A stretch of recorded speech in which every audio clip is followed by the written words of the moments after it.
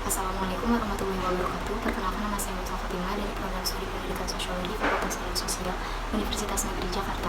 Pada perkuliahan Eurasia Internasional ini, saya akan menjelaskan kembali materi pada minggu ketiga yang dipaparkan oleh Ibu Diani Rizky MPD, dosen Universitas Pendidikan Indonesia, mengenai diversity and multiculturalism in Japan. Kalian semua pasti sudah pada tahu tentang negara Jepang, tapi apakah kalian tahu negara Jepang ini termasuk negara yang multikultur atau tidak ya? Jadi di Jepang ada sebagian yang mengklaim bahwa dirinya bukan negara yang multikultur pada awalnya, tetapi negara yang monokultur karena budaya di Jepang yang relatif sama meskipun memiliki dialek yang berbeda-beda. Tapi keberagaman di Jepang tidak seperti di Indonesia. Kalau di Indonesia memiliki banyak suku bangsa yang berbeda-beda tiap daerahnya, bahkan di satu pulau memiliki keberagaman daerahnya lagi. Nah, di Jepang ini tidak memiliki keberagaman yang seperti itu, sehingga banyak orang yang mengklaim bahwa Jepang bukan negara yang multikultur tetapi monokultur. Namun pendapat tersebut ditentang karena dianggap Jepang sebagai negara yang monokultur ini merupakan adanya diskriminasi. Nah, negara Jepang sendiri merupakan negara subtropis dengan 4 musim, yaitu musim semi, musim panas, musim gugur, dan juga musim dingin. Perbedaan musim ini tentu akan sangat berpengaruh terhadap kondisi masyarakat Jepang sendiri, mulai dari lifestyle, cara berpakaian, cara makan. 4 musim yang berbeda ini juga merupakan salah satu yang menjadi daya tarik sekaligus menjadi salah satu faktor kemajuan Jepang yang membuat mereka menjadi negara maju dan juga menjadi latar belakang orang Jepang lebih kreatif.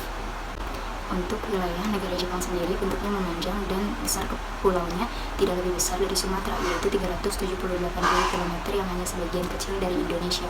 Dengan bentuk kepulauan yang memanjang ini tentu memiliki musim yang berbeda antara Jepang bagian utara dan juga Jepang bagian selatan.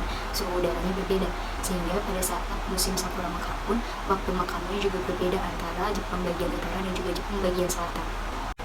Nah, bagaimana sih Jepang di mata dunia?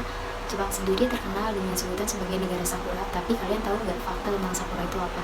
Jadi sakura ini sebenarnya bukan berasal dari Jepang, melainkan berasal dari Nepal dan mulai ditanam di Jepang pada Nara-Jidai atau pada tahun 710 sampai 794. Bunga sakura ini sangat dicintai oleh masyarakat Jepang, tetapi waktu mekarnya hanya sebentar atau hanya beberapa minggu saja. Nah, uniknya pemerintahan Jepang ini mengumumkan kapan waktu mekarnya bunga sakura tersebut, dan bunga sakura juga merupakan sumber inspirasi masyarakat Jepang. Lalu, Jepang sendiri juga terkenal dengan Gunung Fuji atau Fujisan yang juga diagungkan dan dibanggakan oleh masyarakat Jepang. Ada juga geisha atau maiko, ge yang artinya seni, dan sha yang artinya mako atau orang. Jadi, geisha ini adalah orang yang mengerti tentang seni. Geisha biasanya menjadi penerima tamu, dan geisha juga bisa bermain alat musik samiseng atau gitar senar tiga, juga bisa menari, dan juga bisa membuat para tamu terhibur walaupun geisha ini tidak bisa berbahasa asing. Nah, dari Jepang sendiri juga terkenal kimononya. Jadi kimono ini dipakai pada saat situasi penting atau resmi. Untuk kimono gadis ini pada bagian tangannya memanjang dan menjuntai ke bawah, tapi kalau untuk yang sudah menikah, pada bagian tangannya tetap memanjang tetapi tidak sampai menjuntai ke bawah. Dan kimono ini biasa dipakai pada saat hari dewasa, yaitu pada 15 Januari ketika berusia 20 tahun. Nah, kalau di Indonesia sendiri kan seseorang sudah dianggap dewasa ketika sudah berusia 17 tahun dan sudah memiliki KTP. Tetapi kalau di Jepang seseorang sudah dianggap dewasa ketika berusia 20 tahun. Jepang sendiri, salah satunya Tokyo juga terkenal sebagai kota tersibuk dan dengan masyarakatnya yang sangat mematuhi waktu. Nah, Jepang juga terkenal dengan Shibuya Cross. Shibuya Cross itu lampu merah yang menyalanya bersamaan, jadi banyak orang yang berseberangan. Terus juga ada Harajuku Fashion atau cosplay anime yang biasa di Indonesia juga pasti pernah dilakukan oleh para pecinta anime. Nah, berbicara tentang anime, Jepang juga terkenal dengan animenya, tapi anime juga bukan berasal dari Jepang, melainkan Jepang belajar dari Amerika yang kebetulan Jepang sendiri mempunyai kekhasan dalam anime Jepangnya. Dan yang terakhir ada teknologi. Teknologi Jepang pastinya sudah sangat banyak yang mendunia, dan salah satu yang mendunia yaitu mobil. Nah, bagaimana perkembangan masyarakat multikultur Jepang? Jadi sejak tahun 1980 mulai dikenal istilah newcomer sebagai akibat dari pernikahan campuran imigran, khususnya dari negara yang pernah menjadi jajahan Jepang, sehingga ada penambahan kultur dan juga warga negara Jepang menjadi bertambah. Lalu pada tahun 1990, UU Kontrol Imigrasi dari Pengakuan Pengungsi direvisi dan mempromosikan kedatangan Amerika Selatan keturunan Jepang ke Jepang. Jadi pada saat itu ketika Jepang mengalami masalah ekonomi, banyak warga negara Jepang yang ke Amerika Selatan dan mereka sehingga memiliki keturunan. Nah, jadi keturunan mereka pindah dan menetap ke Jepang. Lalu pada tahun 2008, resesi ekonomi yang disebabkan oleh Lehman Shock pada jumlah orang asingnya mengalami penurunan sementara karena dampak gempa besar dari Jepang bagian timur. Dan pada tahun 2013, jumlah orang asing mulai bertambah lagi. Setelah itu dilakukan revisi UU Imigrasi dan juga UU Kementerian Kehakiman yang mencakup pembuatan status kependudukan baru untuk penerimaan pekerja asing.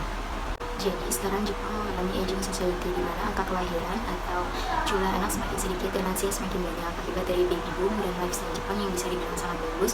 Jadi tingkat kesehatannya juga sangat baik sehingga usia hidup orang Jepang relatif lebih lama dibanding negara lain dan jumlah lansia juga semakin banyak. Tetapi perusahaan-perusahaan jadi kekurangan sumber daya manusia terutama usia produktif dan itu yang menjadi masalah utamanya.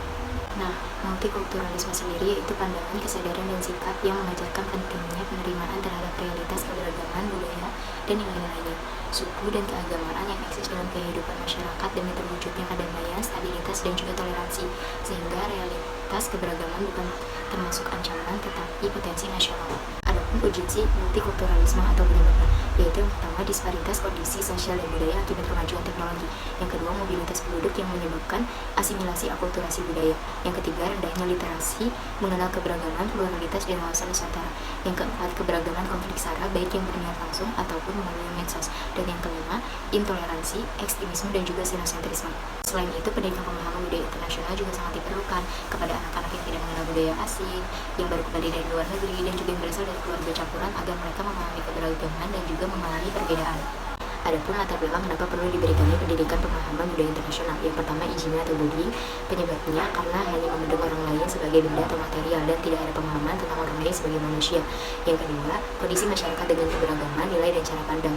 Yang ketiga, memposisikan diri pada posisi orang lain dan tidak menjadikan budaya sendiri sebagai standar. Yang keempat, meninjau kembali sistem pendidikan yang menjadi kunci dalam menjawab permasalahan dari multikultur. Yang kelima, memasukkan materi pendidikan pemahaman budaya internasional ke dalam pembelajaran di sekolah. Lalu bagaimana upaya pemerintah Jepang? Yang pertama, mendatangkan mahasiswa asing sebanyak 300.000 mahasiswa.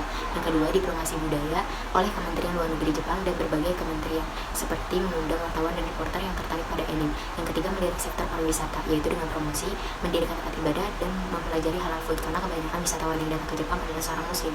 Yang keempat, membuka kesempatan sumber daya manusia asing agar bisa masuk ke Jepang. Yang kelima, economic partnership agreement, yaitu salah satunya perjanjian kerjasama ekonomi Jepang dengan negara-negara Asia.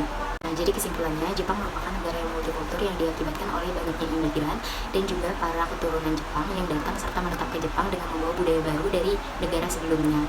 Dan untuk mengatasi permasalahan multikultur tersebut, jawaban yang tepat yaitu pendidikan, pemahaman, literasi, dan habituasi mengenai konsep dan praksis atas multikulturalisme, pluralitas, dan juga keragaman budaya. Dari kelas Eurasia Internasional ini juga banyak manfaat yang dapat kita dapatkan, yaitu seperti menambah ilmu, menambah relasi, dan juga mengetahui bagaimana sih multikulturalisme di berbagai negara itu. Sekian video pembahasan materi mengenai diversity and multiculturalism in Japan dari saya. Kurang lebihnya mohon maaf. Wassalamualaikum warahmatullahi wabarakatuh.